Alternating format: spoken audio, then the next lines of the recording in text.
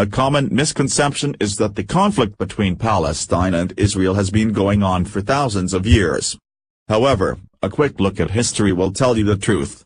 The first historical mention of Israel outside of the Bible is from an Egyptian inscription from 1208 BC, that's 3,225 years ago.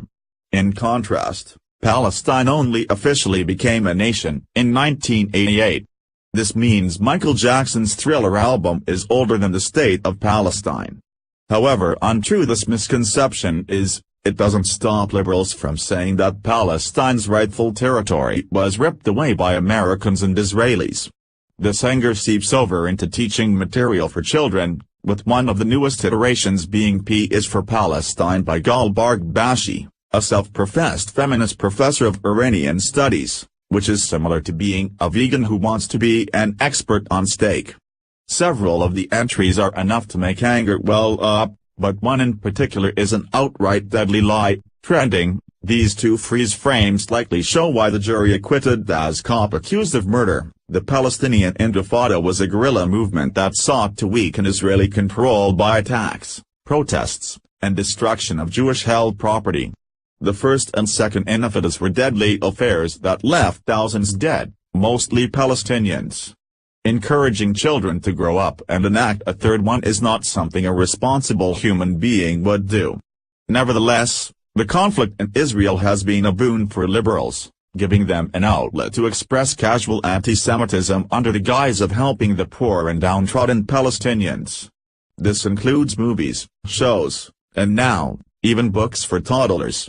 CNN cameras are not often seen when an Israeli cafe, full of normal people going about their day, is destroyed by Hamas rockets. You can be sure to see those cameras rolling when the Israeli Defense Force hunts down the attackers, catching every second of what the Palestinian-favoring mainstream media will later spin as oppression.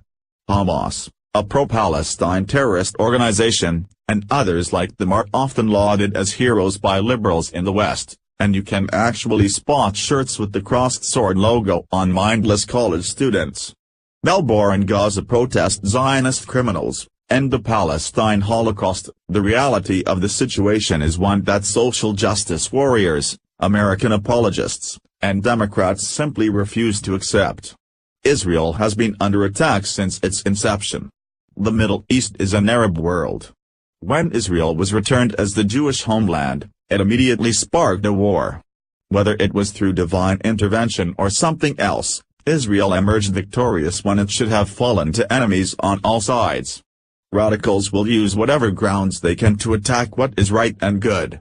Even the United Nations has been turned against Israel, often choosing the AK-47 wielding Arab terrorists over Jewish families trying to get by unharmed. America's role in Israel's security is usually seen on the floor of the UN. We are almost always the only nation to make a stand for the tiny nation against the rest of the world. Related, day before Trump issued pro-Israeli statement, Obama compared him to Hitler. This is the difference between doing what is easy and doing what is right. PFLP Group 1969. Do you think this book is harmful to future generations? What do you think? Scroll down to comment below.